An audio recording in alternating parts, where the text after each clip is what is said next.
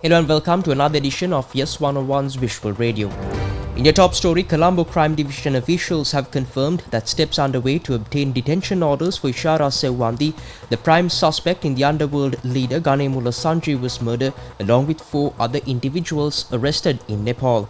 Police sources revealed that Ishara Sewwandi, along with J.K. Bai, Suresh and Takshi, identified as members of organized criminal gangs, were handed over to the Colombo Crime Division for further questioning.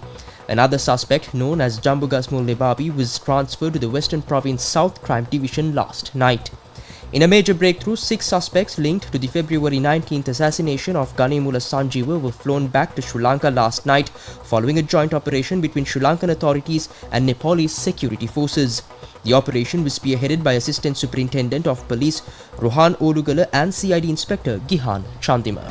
The United States Department of State has reaffirmed its existing travel advisory for Sri Lanka, maintaining the country at level 2, which is exercise increased caution. The update issued on the 9th October was clarified by US Ambassador to Sri Lanka Julie Chang, who emphasized that there has been no change in the advisory level.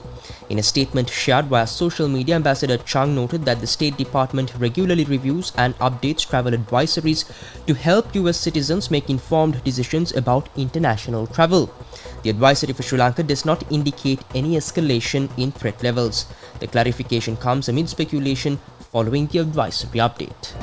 The Kandy Hoteliers Association, convening a media briefing, also commented on the situation surrounding the travel advisory. Here's Rodney Armstrong, the president of the Kandy Hoteliers Association.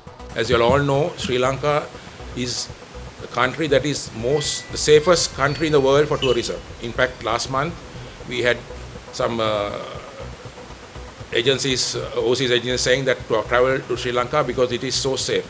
And we depend so much on tourism. And the new good governance has done a lot of changes to the industry, but it will take time to get it fully cleared on the tourism side because of all the 15 years has nothing much happened in the tourist board. So things are happening, but we have to give time. Even the global promotion is taking time because for 15 years we didn't do a global promotion.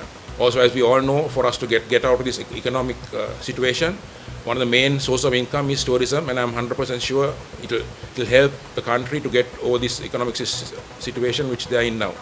But as we say, this kind of warnings will have an impact to the industry, not in Sri Lanka, but around the world. So we have to act fast and say that this has nothing to do and these things never happen in Sri Lanka. As I mentioned earlier, we are the safest country in the world at the moment. And that is 100%. We can welcome everybody and ask anybody to come, and we guarantee that Sri Lanka is very safe at the moment and we have nothing to worry.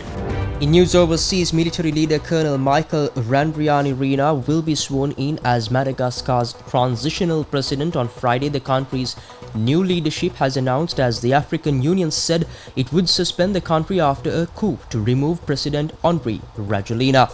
Now, Rajoelina, who was impeached by lawmakers after fleeing abroad during the weekend, has condemned the takeover and refused to step down despite youth-led demonstrations demanding his resignation and widespread defections in the security forces. Nepal and Oman have confirmed their places in the 2026 T20 World Cup in India and Sri Lanka even before their Super 6 meeting in the Asia EAP qualifier. One more team from the tournament will join them in next year's T20 World Cup. Nepal and Oman were assured of their T20 World Cup spots after UAE thumped Samoa by 77 runs.